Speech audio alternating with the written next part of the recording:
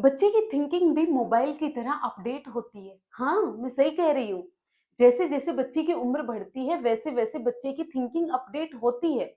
सबसे basic version होता है बेबी 1.0। यहाँ पर आप बच्चे को कुछ भी दो, सीधा उसके मुँह में जाता है। फिर बच्चे की जैसे उम्र बढ़ती है, तो उसकी थिंकिंग में अपडेट आता है, उसमें इमेजिनेशन आ जाती है। मम्मा जैसे मैं चल रहा हूँ ना, पीछे-पीछे मेरे चाँद भी आ रहा है। मम्मा मेरी डॉल को भूख लगी है, इसको भी खाना खिलाना है। फिर एक और अपडेट आता है जब बच्चा अपने आसपास की चीज़ों पर अपनी थिंकिंग लगाना शुरू कर देता है, लॉजिक लगाना शुरू कर देता है। उसे ये समझ में आने लगता है कि अगर मैं शेप चेंज कर दूँ तो क्वांटिटी यानी मात्रा पर कोई फ़र्क नहीं पड़ेगा। फिर एक और प्रो लेवल वाला अपडेट आता है जब बच्चा उन चीज़ों के बारे में भी सोचने लगता है जो उसके सामने प्रेज़ेंट नहीं है, यानी एब्स्ट्रैक्ट थिंकिंग भी करने लगता है। इन्हीं 4 अपडेट को पियाजेट ने अपनी थ्योरी में 4 स्टेजेस बताई हैं। तो पियाजेट की थ्योरी में कितने स्टेजेस हैं? 4। सबसे बेसिक वाला जो लेवल था, सबसे पहले सेंसरी मोटर स्टेज, जब बच्चा इन्फेंसी में होता है, जन्म से 2 वर्ष का जो टाइम पीरियड होता है, उसको इन्होंने नाम दिया सेंसरी मोटर स्टेज, क्योंकि बच्चा सेंसेस से सीखता है, मोटर एक्टिविटीज सीखता है। बहुत डिटेल में समझेंगे। फिर पहला अपडेट जो आया था, वो प्री ऑपरेशनल स्टेज में आया था, जब बच्चे में इमेजिनेशन आ गई थी। बच्चा एक स्टिक को लेके घूम रहा है और आपके पीछे-पीछे कह रहा है मेरे पास गन है, मैं तुम्हें उड़ा दूँगा। ये क्या है? सिंबॉलिक थिंकिंग आ जाती है। फिर एक और अपडेट आता है, जब बच्चा अपने आस-पास की चीज़ों पर लॉजिक लगाता है, कॉन्क्रीट ऑपरेशनल स्टेज। जब बच्चा सीरिएशन करना सीख जाता है, आरोही-अवरोही क्रम में करना सीख जाता है। फिर उसके बाद प्रो लेवल वाला जो अपडेट आया, फॉर्मल ऑपरेशनल स्टेज, जब बच्चा किशोर अवस्था में पहुंच गया, 11 साल से बड़ा हो गया। इस तरीके से बच्चे की जो थिंकिंग है वो एज के हिसाब से चेंज होती रहती है। आज की क्लास में हम क्या क्या पढ़ने वाले हैं, आपके बहुत सारे सवाल, बहुत सारे कंफ्यूजन। बच्चा सोचता कैसे है, अगर सेम प्रॉब्लम है तो उस सेम प्रॉब्लम का सॉल्यूशन 2 साल का बच्चा अलग तरीके से निकालता है, 5 का अलग तरीके से, 9 का अलग तरीके से और 12 का अलग तरीके से, 18 का अलग तरीके से। ऐसा क्यों होता है? क्या जैसे-जैसे उनकी उम्र बढ़ रही है वैसे उनका ज्ञान बढ़ रहा है इसलिए ऐसा होता है, या फिर कुछ और ही लोचा है? उसको समझेंगे। बच्चा इस गाय को कुत्ता क्यों कह रहा है? क्या इसमें ज्ञान की कमी है इसलिए वो ऐसा कह रहा है? बच्चा ऐसा क्यों कह रहा है कि मैं चल रहा हूँ तो चाँद भी मेरे पीछे-पीछे आ रहा है? बच्चे को ये टॉय जिंदा क्यों लग रहा है? वो उसको खाना खिलाने की बात क्यों कर रही है? सबसे कंफ्यूजिंग टर्म्स आपकी कौन-कौन सी?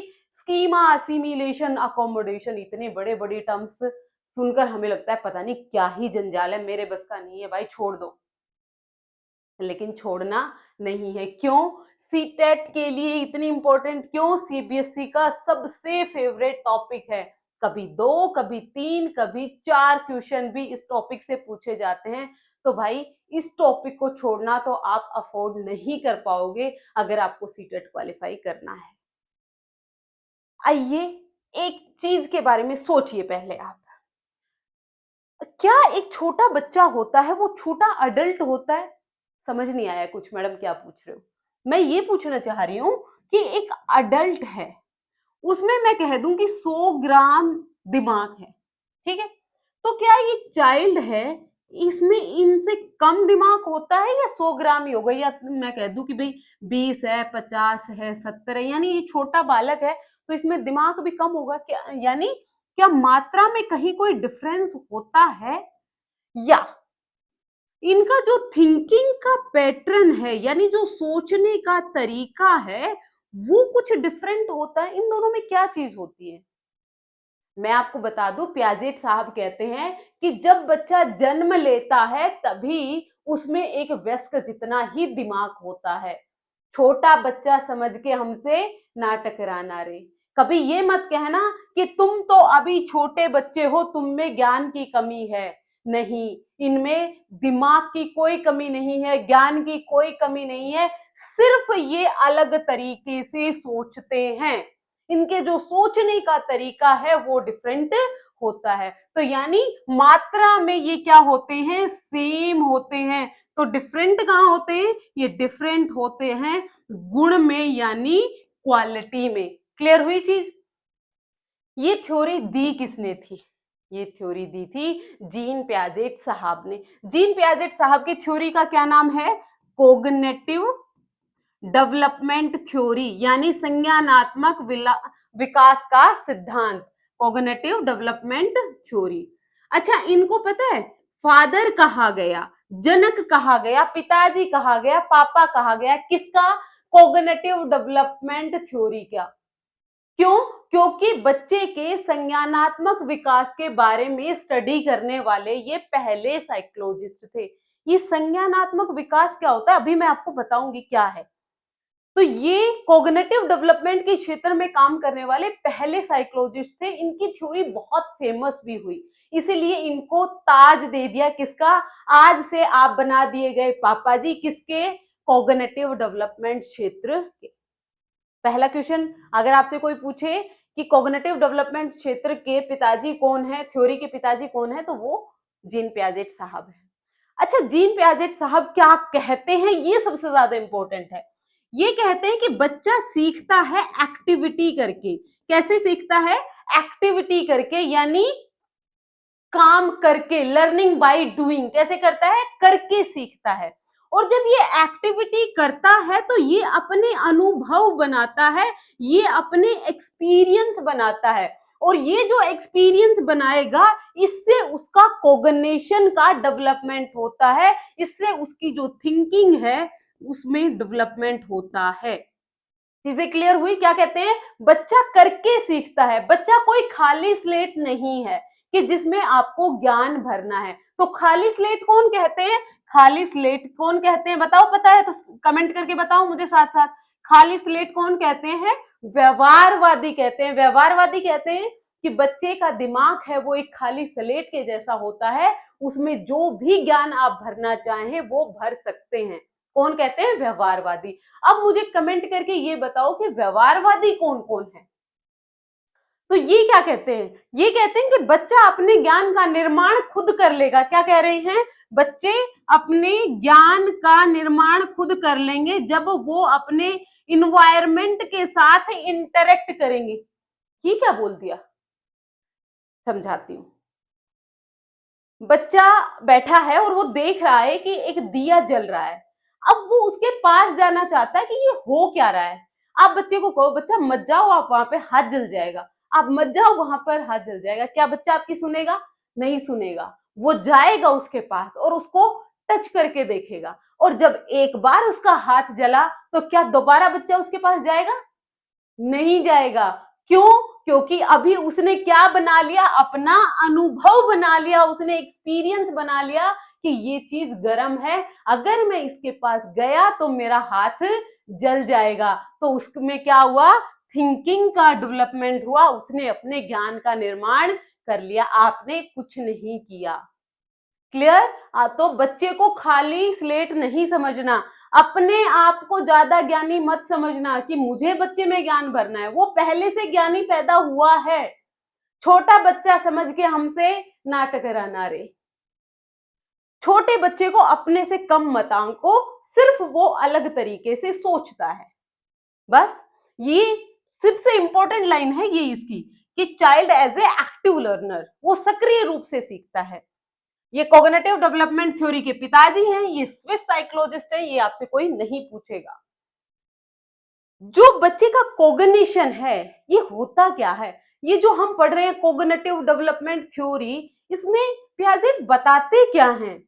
देखो, कॉग्निशन, कॉग्निशन का मतलब होता है आपका संज्ञान। कॉग्निटिव शब्द बना किससे है? कॉग्निशन से, यानी संज्ञान से। संज्ञान में क्या क्या चीजें आती हैं? कंफ्यूज मत हो, संज्ञान का मतलब है आपका दिमाग।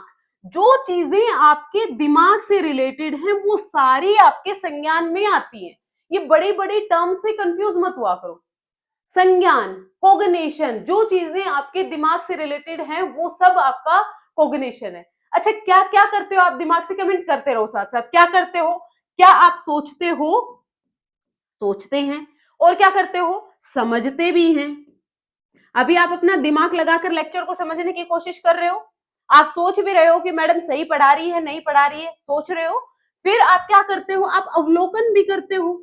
आप अभी ध्यान से समझ रहे हो, देख रहे हो और मेरी गलती ढूंढने की भी कोशिश कर रहे हो कि मैडम कब गलती करे और मैं कब पकड़ूं। ये क्या है, आपका अवलोकन है। और अवलोकन हमेशा चेतन मन से होता है, याद रखना। अवलोकन हमेशा हमारे कॉन्शियस माइंड से होता है और इमिटेशन हम अनकॉन्शियस माइंड से भी कर लेते हैं। अनुकरण में हम अपना दिमाग नहीं लगाते, सिर्फ कॉपी पेस्ट करते हैं। तो यहाँ पर आप क्या करते हो, अवलोकन भी कर रहे हो और आप क्या करते हो, आप निर्णय भी लेते हैं कि मैडम अच्छा पढ़ा रही है या अच्छा नहीं पढ़ा रही है। ये आप निर्णय लेंगे सोच कर, समझ कर, देख कर। अगर आपके सामने कोई समस्या आती है तो उसका समाधान भी दिमाग लगा के करते हो, यानी आप क्या करते हो, आप प्रॉब्लम सोल्विंग भी आप इसी से करते हो। उसके अलावा क्या करते हो, आप एक्सप्लोर करते हो चीजों को। जो भी चीजें आपके दिमाग से रिलेटेड है सब आपका कोग्निशन है। पहली टर्म क्लियर हुई, कोग्निशन। फिर मैं बात कर रही हूँ किसकी, डेवलपमेंट की। मैं बात किसकी कर रही हूँ, डेवलपमेंट की। डेवलपमेंट का मतलब क्या होता है, डेवलपमेंट का मतलब होता है चेंज। और चेंज भी कैसे होने चाहिए, स्थायी चेंज होने चाहिए। कैसे, स्थायी, यानी परमानेंट चेंज को ही हम डेवलपमेंट कहते हैं। क्या, परमानेंट चेंज होने चाहिए, अस्थायी चेंज को आप डेवलपमेंट नहीं कहेंगे। तो आपकी कोग्निशन में किस तरह की चेंज आते हैं एज के साथ साथ, यही एक्सप्लेन किया जीन पियाजेट ने अपनी थ्योरी में। कॉग्निटिव डेवलपमेंट थ्योरी किस पर है कि बच्चे का कोग्निशन, बच्चे का संज्ञान, बच्चे की थिंकिंग, सोचने की, समझने की, समस्या का समाधान करने की, निर्णय लेने की, ऑब्जर्वेशन करने की स्किल किस तरह से डेवलप होती है, किस तरह से चेंज होती है विद एज। एज को याद रखना, इन्होंने एज को इंपॉर्टेंस दी है। अभी आपने क्या सीखा, इन्होंने किस किस चीज को इंपॉर्टेंस दी है, कमेंट करके बताओ मुझे अभी।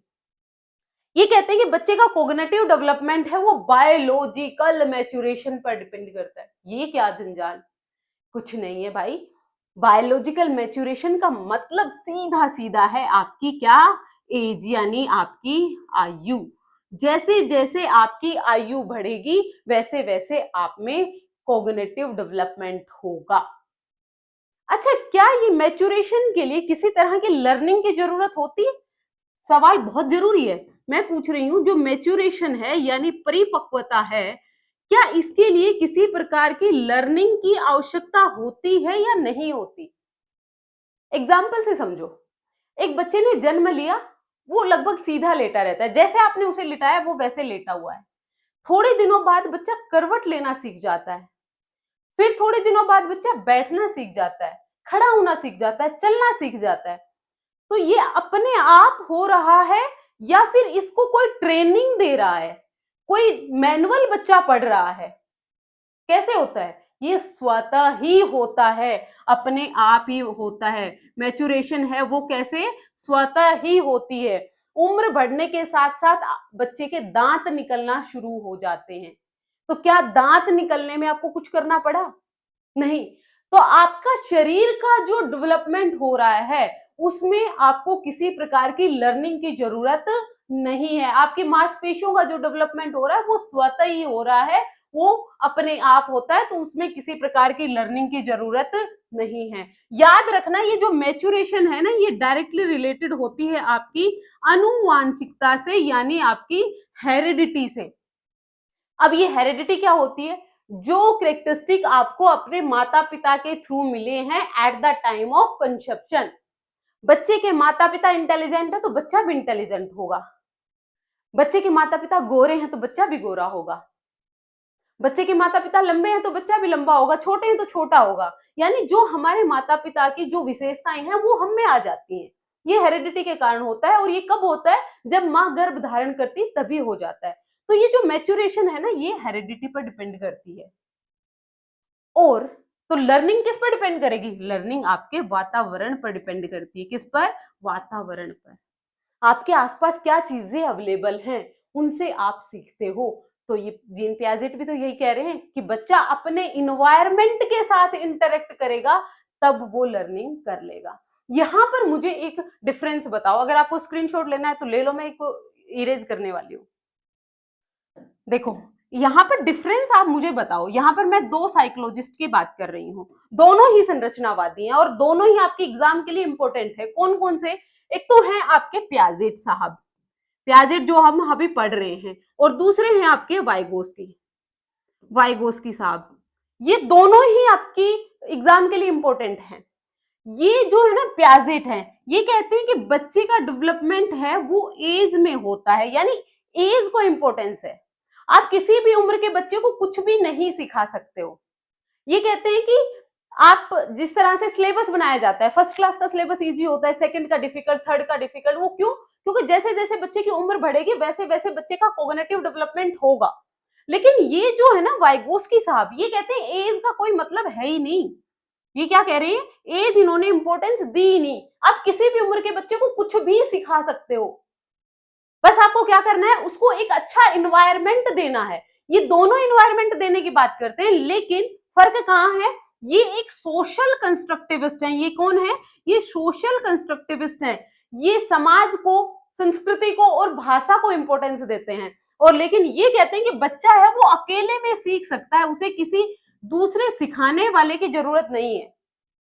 क्लियर? अगर इनके डिफरेंस के लिए आपको एक डिटेल्ड वीडियो चाहिए तो मुझे कमेंट करके जरूर बताना, क्योंकि इस डिफरेंस से क्वेश्चन पूछे जाते हैं और बहुत सारे डिफरेंस है। अगर हम उधर चले गए तो हमारा टॉपिक रह जाएगा। तो यहां से आपको समझ में आया कि जो बच्चे का कॉग्निटिव डेवलपमेंट है वो बायोलॉजिकल मैच्योरेशन पर डिपेंड करता है। जैसे बच्चा उम्र के साथ साथ चलना, खड़ा होना और दौड़ना सीख जाता है, उसी तरीके से जैसे जैसे बच्चे की उम्र बढ़ेगी बच्चे की थिंकिंग में चेंज आता है और थिंकिंग का पैटर्न चेंज होता रहता है। फिजिकल डेवलपमेंट हमें बाहर से दिख जाता है कि बच्चा की 2 इंच हाइट बढ़ गई है, 6 इंच बढ़ गई है, लेकिन क्या आप दिमाग को ये माप सकते हो कि आज मेरा 10 ग्राम कोग्निटिव डेवलपमेंट हो गया है? नहीं, नहीं कर सकते। क्यों?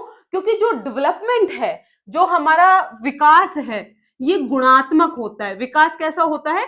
गुणात्मक होता है, गुणात्मक होता है। और जो आपका फिजिकल डेवलपमेंट की हम बात करें, इसको हम ग्रोथ भी कहते हैं। जिस चीज को आप मेजर कर सकते हो वो मात्रात्मक होता है। जो जीन पियाजेट साहब है, ये कहते हैं कि बच्चा एक लिटिल साइंटिस्ट होता है, छोटा वैज्ञानिक होता है। वैज्ञानिक क्या करते हैं? वैज्ञानिक प्रयोग करते हैं। क्या करते हैं? प्रयोग करते हैं, एक्सपेरिमेंट करते हैं। जैसे हमारी साइकोलॉजी में किसी ने कुत्ते पे, किसी ने बिल्ली पे, किसी ने कबूतर पे, किसी ने चिंपांजी पे एक्सपेरिमेंट करके लर्निंग की थ्योरीज दे दी। क्या आपको इन सब का पता है? कुत्ते पर किसने किया था एक्सपेरिमेंट? पावलोव ने। बिल्ली पर थॉर्नडाइक ने। कमेंट करते रहो साथ साथ। और कबूतर पर स्कीनर ने, चूहे पर स्कीनर ने, और कौन रह गए? चिंपांजी। चिंपांजी पर किन्होंने किया था? कोहलर साहब ने। तो ये क्या करते हैं? प्रयोग करते हैं। ये जो है ना जीन पियाजेट साहब, इन्होंने किसी जानवर पर एक्सपेरिमेंट नहीं किया, इन्होंने बच्चों पर एक्सपेरिमेंट किया। बच्चों को ध्यान से समझा और इन्होंने देखा कि मैं क्या वैज्ञानिक हूं, ये तो खुद ही वैज्ञानिक है। ये खुद एक्सपेरिमेंट कर रहे हैं, खुद प्रयोग करके अपने ज्ञान का निर्माण कर रहे हैं, नॉलेज का कंस्ट्रक्शन ये खुद ही कर ले रहे हैं। पता है फर्क क्या है? फर्क ये है कि ये जो साइकोलॉजिस्ट हैं, ये जो साइंटिस्ट होते हैं, ये एक लैब कोट पहनते हैं, इनके पास अपनी एक लैब होती है, उसमें ये एक्सपेरिमेंट कर रहे होते हैं। लेकिन ये जो हमारे नन्हे वैज्ञानिक हैं, इनके पास कोई लैब नहीं होती। इनके पास लैब नहीं होती तो इनके पास लैब की जगह ये किसका इस्तेमाल करते हैं? पूरा घर ही इनके लिए लैब है। जिस घर में छोटे बच्चे हैं उस घर में तोड़ फोड़, तहस नहस मची रहती है। वो चीज उधर फेंकी, वो चीज उधर फेंकी, वो खिलौना तोड़ा, वो ये करा, वो करा। ऐसा होता है। किस किस के घर में छोटे बच्चे हैं और ये हरकतें होती हैं। अब मार्केट गए, मार्केट में आपको अच्छा खिलौना एक पसंद आया, आपने सोचा बच्चे के लिए ले चलता हूँ, आप ले आए, आपने बच्चे को लाके दिया। वो क्या करता है? थोड़ी देर वो खेलेगा और थोड़ी देर बाद उसको तोड़ देगा। वो तोड़कर करना क्या चाह रहा है? क्या बच्चे ने शरारत की? नहीं, बच्चा शरारत नहीं कर रहा है। क्या कर रहा है? बच्चा अपने ज्ञान का निर्माण कर रहा है। बच्चा एक्टिविटी कर रहा है। क्या कर रहा है? बच्चा एक्टिविटी कर रहा है। और एक्टिविटी करके बच्चा क्या करता है? अपना अनुभव बनाता है, अपने एक्सपीरियंस बनाता है। वो देखना चाहता है कि जब मैं इसमें चाबी लगा रहा हूं तो ये कैसे चल रही है, इसमें कैसे आवाज आ रही है। वो क्या कर रहा है, एक्सपेरिमेंट कर रहा है। तो बच्चे कैसे सीखते हैं, बच्चे एक्सपेरिमेंट करके सीखते हैं, ऑब्जर्व करके सीखते हैं, एक्सप्लोर करके सीखते हैं, एक्सपेरिमेंट करके सीखते हैं। तो आज के बाद अगर छोटा बच्चा खिलौना तोड़े तो उसे डांटोगे नहीं, पक्का नहीं डांटोगे? पक्का? कौन कौन नहीं डांटेगा बताना मुझे भी। देखो, सवाल किस तरीके के पूछे जाते हैं। मेरा बनाया हुआ सवाल नहीं है, ये सीटेट जनवरी 2021 में पूछा गया है। किस सिद्धांतकार ने कहा कि बच्चों का चिंतन वयस्कों के चिंतन से गुणात्मक रूप से भिन्न होता है? ये ना आप की पॉइंट्स जिस दिन पकड़ना सीख गए ना, एक स्पेसिफिक वर्ड्स होते हैं, पॉजिटिव वर्ड, नेगेटिव वर्ड, ये मैं आपको बताऊंगी कैसे पकड़ते हैं। उस दिन आपकी साइकोलॉजी का पूरा खेल आप खत्म कर दोगे। आपको जिस दिन आपने सोचा ना कि मैं साइकोलॉजी को रट लेता हूँ, सीडीपी को मैं रट लेता हूँ, तो भाई उसी दिन आप समझो कि आपने बाजी हार ली। और जिस दिन आपने इसको समझना शुरू कर दिया, साइकोलॉजी में क्या है, बच्चों के बारे में, बच्चे हमारे आसपास हैं, अपने बच्चों को दिमाग और आंख और कान खोलकर देखा करो। आपको ये सारी चीजें, आप बताओ जो मैं आपको बता रही हूँ, क्या इनसे अलग कुछ चीजें बच्चे करते हैं? यही सारी चीजें करते हैं। और यही सारी चीजें प्याजेट ने अपनी थ्योरी में कह दिया। फर्क क्या है, इन्होंने बस वो बड़ी बड़ी टर्म्स हमें दे दी जिसमें हमें कंफ्यूजन होता है। पता हमें सब है, हमारे बच्चे इस तरह की एक्टिविटी करते हैं, हमें कंफ्यूजन होता है इन बड़ी बड़ी टर्म्स में। और वही मैं आपके सारे डाउट यहीं पर क्लियर करूंगी। क्या है, गुणात्मक रूप में। याद करो, मैंने पहली स्लाइड में यही बताया था। सोचो, क्या बच्चा एक छोटा अडल्ट होता है? क्या उसके दिमाग में मात्रा में कहीं डिफरेंस है या फिर थिंकिंग के पैटर्न में कहीं डिफरेंस है? बताया था। तो क्या है ये, क्या है? जीन पियाजेट कहते हैं कि बच्चे किसमें डिफरेंट होते हैं, क्वालिटी में डिफरेंट होते हैं, क्वांटिटी में कोई भी फर्क नहीं होता है। लेव वाइगोस्की कौन है? ये भी एक संरचनावादी है, सोशल कंस्ट्रक्टिविस्ट हैं, जो कहते हैं बच्चे अपने ज्ञान का निर्माण खुद करेंगे। कब? जब समाज, संस्कृति और भाषा उनमें डेवलप होगी। एक और आपका कंफ्यूजिंग सा टॉपिक, क्या? स्कीमा। पता नहीं क्या जंजाल आ गया, मुझे तो आज तक समझ ही नहीं आया। ऐसे कौन कौन है जिनको ये लगता है कि आज तक उनको समझ नहीं आया स्कीमा? क्योंकि जब हम पढ़ते थे ना, तो हमें भी बड़ा ये लगता था पता नहीं क्या है, छोड़ो यार इसको, क्या ही समझना। पर आपको ऐसा नहीं करना, सुनो ध्यान से। आपकी छुट्टियां हो रखी थी, आपने सोचा चलो मैं पहाड़ों पे घूमने चलता हूँ। आप चले गए अपनी फैमिली के साथ में। आपने देखा कि एक पेड़ पर कुछ लगा हुआ है। आपका मन हुआ कि मैं देखूं क्या है। आप गए उसके पास और उसको तोड़ के लेके आए। सबसे पहले आपने क्या देखा? सबसे पहले आपने देखा कि वो पेड़ पर कुछ लगा हुआ है, यानी वो फल है, पेड़ पे लगा है तो वो फल है। अब वो फल दिख कैसा रहा है? वो फल लाल रंग का दिख रहा है। पहले आपने क्या देखा कि वो क्या है? फल है। फिर आपने देखा कि उसका रंग कैसा है, दिखने में ही दिख रहा है कि वो लाल रंग का दिख रहा है। फिर आपने क्या देखा? उसका आकार देखा कि वो किस आकार का है। फिर फिर आपने हाथ में लिया और उसको खा के देखा। आपने उसका स्वाद देखा, खाया तो पता चला ये तो मीठा है, अच्छी चीज है। आपने क्या किया? आपने एक नई चीज सीखी। नई चीज सीखी, आज तक आपको उस फल के बारे में नहीं पता था। आपने क्या की? न्यू लर्निंग की। यहां पर क्या किया? न्यू लर्निंग की। नया कंसेप्ट बनाया। नया कंसेप्ट, न्यू कॉन्सेप्ट आपने यहां पर बनाया। तो भाई ये जो नया कंसेप्ट आपने बनाया है, यही आपका स्कीमा है? इतना इजी था? हाँ, इतना इजी था। ये जो नया कॉन्सेप्ट आपने बनाया, यही आपका स्कीमा है। आपके साथ खेल पता है एग्जामिनर क्या करता है? Mental structure, mental framework, mental file, संज्ञानात्मक संरचनाएं, इनसे खेलता है आपके साथ। यानी स्कीमा को ही अलग अलग कपड़े पहना के आपके सामने खड़ा कर देता है और आपको लगता है पता नहीं क्या पूछ लिया। कोई भी नया कॉन्सेप्ट जब आप सीखते हैं तो वही आपका स्कीमा होता है। एक और बोला जाता है आपको, ऑर्गेनाइज्ड फाइल। ऑर्गेनाइज्ड फाइल को समझ लो। एक दीवार बनती है, दीवार कैसे बनती है? ये दीवार है, इसमें बहुत सारी ईंटें लगी हुई होती हैं, सारी ईंटें एक दूसरे से जुड़ी हुई होती हैं, इस तरह से ये पूरी एक दीवार बन जाती है। इसी तरीके से ये जो आप नए कॉन्सेप्ट बना रहे हो, हर एक नए कॉन्सेप्ट की अपनी अपनी एक फाइल होती है। लैपटॉप पर काम किया है, अलग अलग फाइल, अलग अलग फोल्डर बनाते हो। क्यों बनाते हो? ताकि सारी जानकारी व्यवस्थित रूप से रहे, इसीलिए फाइल बनाते हो कि आपको अगर कुछ खोजने जाना हो तो आप जैसे आपने एक सीडीपी की बना दी, एक ईवीएस की बना दी, एक आपने मैथ की बना दी, एसएस की बना दी, साइंस की बना दी। अब अगर आपको साइंस का कोई टॉपिक ढूंढना है तो आप साइंस वाली फाइल में ही तो जाओगे।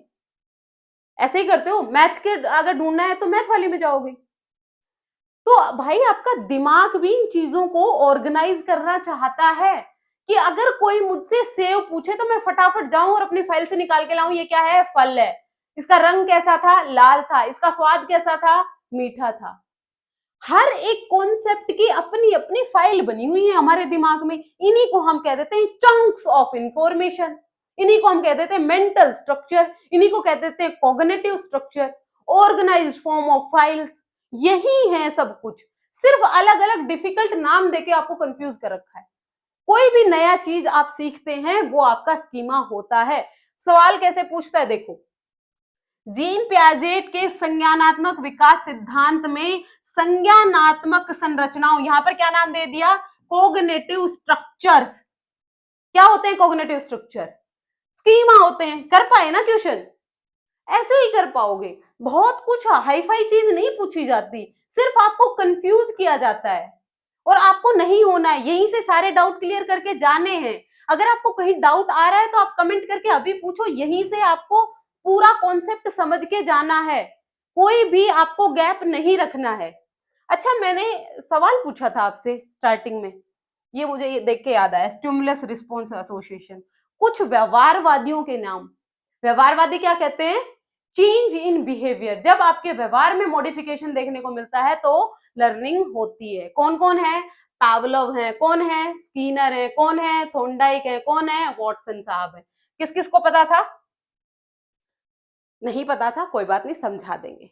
अब देखो असिमिलेशन, फिर अगेन आपको लगता है पता नहीं क्या असिमिलेशन, कुछ भी असिमिलेशन नहीं है। न्यू इंफॉर्मेशन जब आपके पास आई तो आपने स्कीमा बनाया, स्कीमा आपका ऑलरेडी बना हुआ है, बना हुआ है, नई चीज सीखी तो आपने उसको स्कीमा बना लिया। अब आप क्या कर रहे हो, जैसे ही एक और नई इंफॉर्मेशन आई आपने उसको इसी स्कीमा में ठूसने की कोशिश की। क्या किया, जैसे ही न्यू इंफॉर्मेशन आई इसी स्कीमा में उसको ऐड करने की कोशिश की, इसी में उसको फिट करने की आपने कोशिश की। पहले से जो इंफॉर्मेशन है उसमें जस्ट ऐड कर लेना, फिट कर लेना ही असिमिलेशन होता है। जैसे ये छोटा बच्चा है, इसके दिमाग में पहले से एक घोड़ा का कॉन्सेप्ट था, घोड़ा जिसके 4 पैर होते हैं, एक पूंछ होती है, ऐसा दिखता है, घोड़ा को ये पहले जानता था। इसने जेब्रा को देखा तो इसके दिमाग में क्या आया कि ये घोड़ा है लेकिन इस पर बारकोड क्यों लगे हुए हैं। बच्चा क्या है, क्या कर रहा है, जस्ट उस इंफॉर्मेशन को ऐड कर ले रहा है। क्या कर रहा है, जस्ट इंफॉर्मेशन को ऐड कर ले रहा है, तो ये क्या है, असिमिलेशन है। और जैसे ही उसने ऐड किया तो असंतुलन आया। क्या आया, असंतुलन आएगा, असंतुलन बिल्कुल आएगा। ये अब कंफ्यूज्ड है कि ये घोड़ा तो है लेकिन इस पर बारकोड क्यों है, क्या आ गया, असंतुलन आ गया। अब इस असंतुलन को ठीक करने के लिए उसे क्या करना पड़ेगा, अकोमोडेशन करना पड़ेगा। अकोमोडेशन का मतलब क्या है, चेंज करना, मॉडिफाई करना, चेंज करना, मॉडिफाई करना, परिवर्तन करना, एडजस्ट करना। ये आप की टर्म्स पकड़ा करो, असिमिलेशन ऐड करना, फिट करना, यहां चेंज करना, मॉडिफाई करना, एडजस्ट करना। यहां पर क्या करना है, अब असंतुलन की स्टेज बनी हुई है, ये क्या है, घोड़ा है लेकिन बारकोड क्यों है, आप कंफ्यूज्ड है। अब क्या करेंगे, आप नई चीज सीखेंगे, नई चीज सीखेंगे तो जो आपका ओल्ड स्कीमा था उसमें क्या करेंगे, आप चेंज करेंगे, परिवर्तन करेंगे और आप ये सीखेंगे कि ये घोड़ा अलग होता है और ये जेब्रा अलग होता है। ये क्या किया आपने, अकोमोडेशन किया, ये आपने क्या किया, चेंज किया। और जैसे ही आपने इस ओल्ड स्कीमा में चेंज किया, क्या आ जाएगा, आपको संतुलन आ जाएगा, आपको इक्विलिब्रेशन आ जाएगा। समझ आया, समझ आया तो डन लिख के भेजो, नहीं आया आ जाओ फिर समझाते हैं, यही है हम। देखो, सबसे पहले सीटेट का नोटिफिकेशन आया तो आपने क्या सोचा, आपने एक कॉन्सेप्ट बनाया कि मुझे सीटेट क्वालिफाई करना है, मैं सीटेट क्वालिफाई कर लूंगा तो मैं एक टीचर बन जाऊंगा या बन जाऊंगी। स्कीमा बन गया, सीटेट आपने क्वालिफाई करना है, उस अब उसको क्वालिफाई करने के लिए आपको टीचर बनना है, उसके लिए आप क्या करोगे? आपने यूट्यूब को ढूंढना शुरू किया, कहाँ से मैं सीडीपी पढ़ सकता हूँ, कहाँ से मैथ पढ़ सकता हूँ, कहाँ से ईवीएस पढ़ सकता हूँ, जहां से जो भी मिल रहा है, पीडीएफ मिल रही है, नोट्स मिल रहे हैं, यूट्यूब वीडियो मिल रही है, सब कुछ आप क्या करे जा रहे हो? ऐड ऐड ऐड ऐड, यानी आप असिमिलेशन करते जा रहे हो। और अब आप हो गए हो फ्रस्ट्रेट, मुझे नहीं समझ आ रहा मैं कहां से क्या पढ़ूं, मैं हो गया हूं टोटली असंतुलन की स्टेज में। अब आपको करना क्या पड़ेगा? अब आपको करना पड़ेगा अकोमोडेशन। आपको ढूंढना पड़ेगा एक ऐसा गाइडेंस जो आपको बहुत अच्छे से एग्जाम की स्ट्रेटेजी बताए, किस तरीके से आप एग्जाम को बहुत अच्छे से क्वालिफाई कर सकते हो, कम टाइम में कितनी अच्छी आप तैयारी कर सकते हो। आपको क्या करना पड़ेगा? जो आप ठूसे जा रहे हो उसको एक ऑर्गेनाइज्ड वे में आपको चीजें अरेंज करनी पड़ेंगी। अब वो आप कैसे करोगे? उसके लिए हम आपकी मदद करेंगे।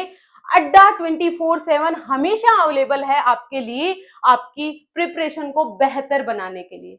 आप ये मत सोचना कि मैडम कोर्स बेचने आ गई है, ये आपके लिए हेल्प है। हेल्प कैसे है?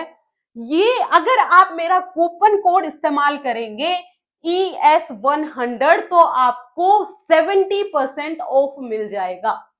यानी सिर्फ आपको अगर 100 रुपए की चीज है तो 30 रुपए में मिल रही है, और 30 रुपए में आपको सारी इतनी अच्छी चीजें मिल रही है। एक प्लेटफॉर्म मिल गया, वहां पर आपको सारे सब्जेक्ट मिलने वाले हैं, आपको वहां पर क्विज भी होनी है, आपकी मॉक टेस्ट भी होने हैं, आपको नोट्स भी मिलने हैं, आपको पीडीएफ भी मिलनी है, आपको वीडियो लेक्चर भी मिलना है, लाइव लेक्चर मिलने हैं, और वहां पर आप अपने सारे डाउट्स भी क्लियर करोगे।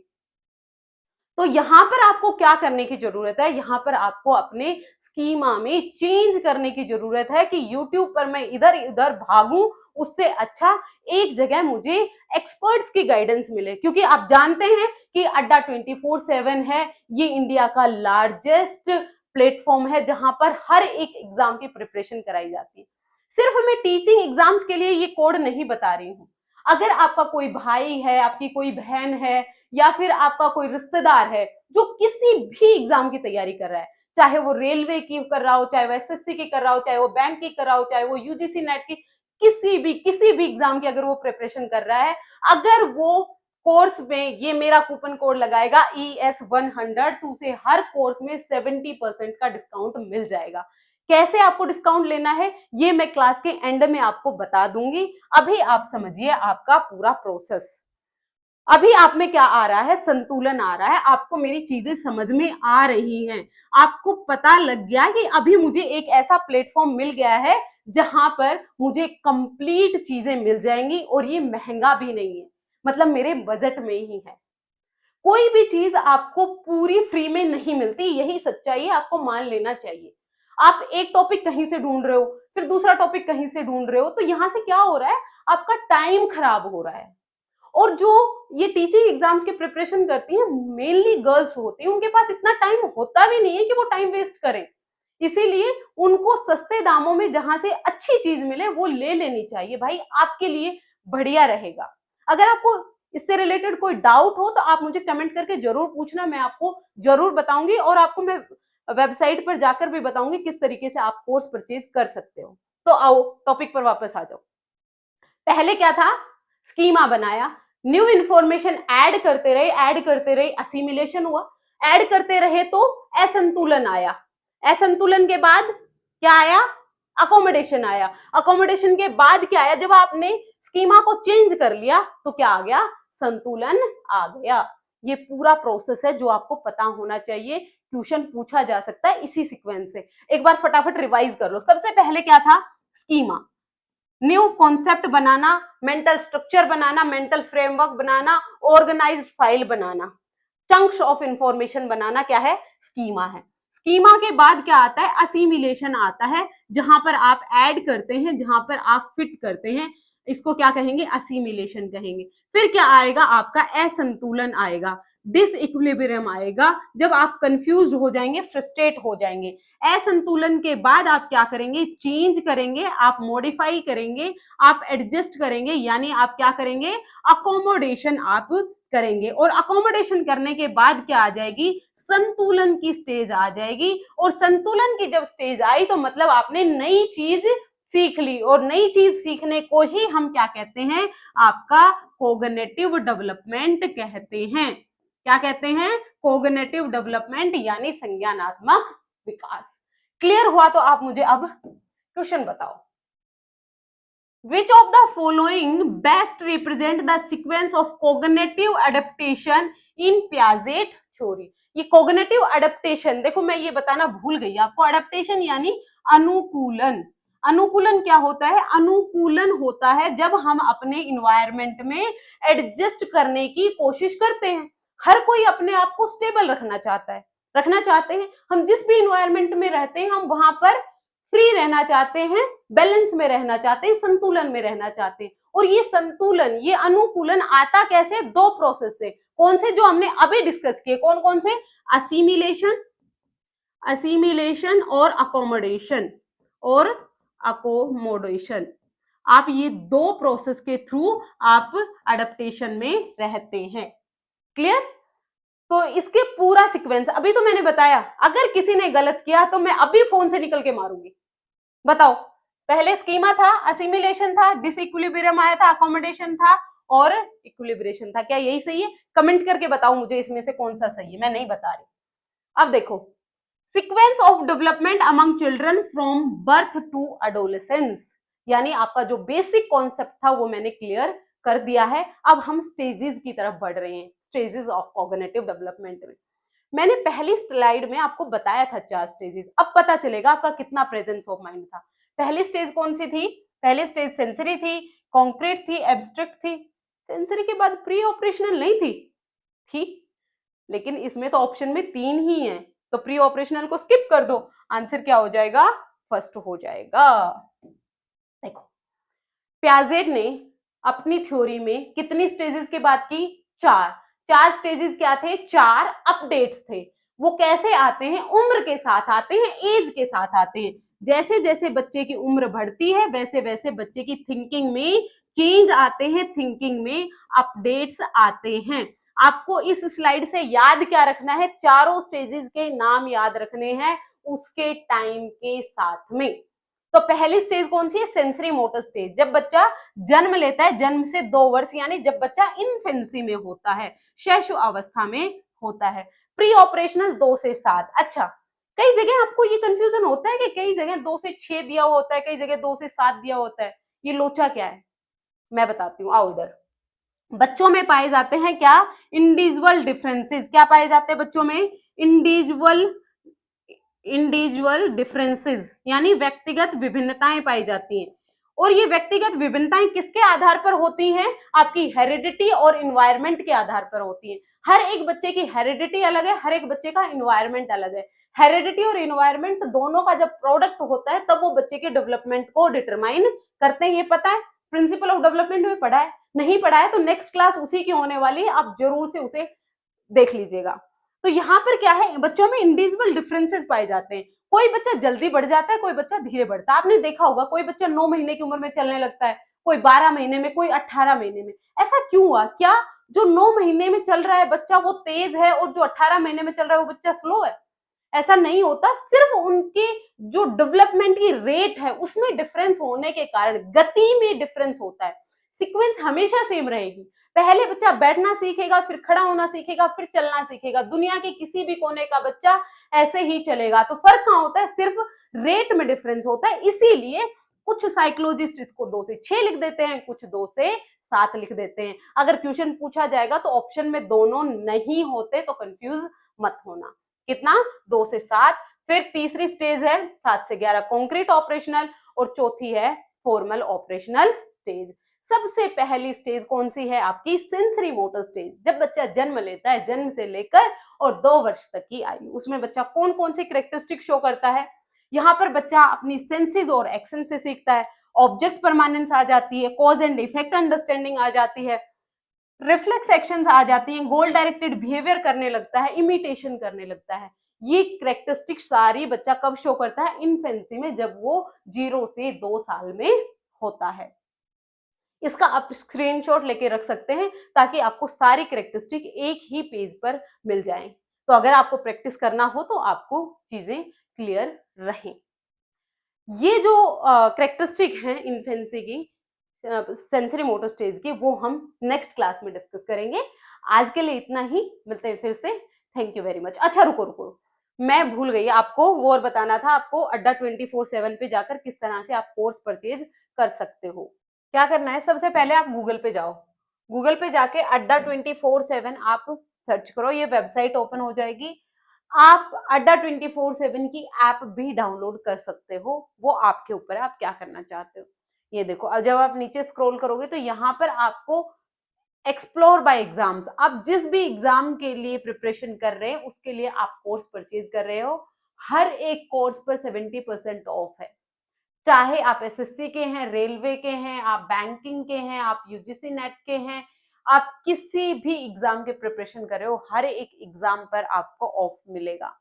जैसे हम टीचिंग की बात करें, तो टीचिंग में आप कौन सी देखो, बहुत सारे हैं, बहुत सारे कोर्सेज हैं, आप कौन सा लेना चाहते हो, जो आपको लेना है आप वो ले सकते हैं। मान लीजिए आप टेट फाउंडेशन लेना चाहते हो, आप इस पे क्लिक करो।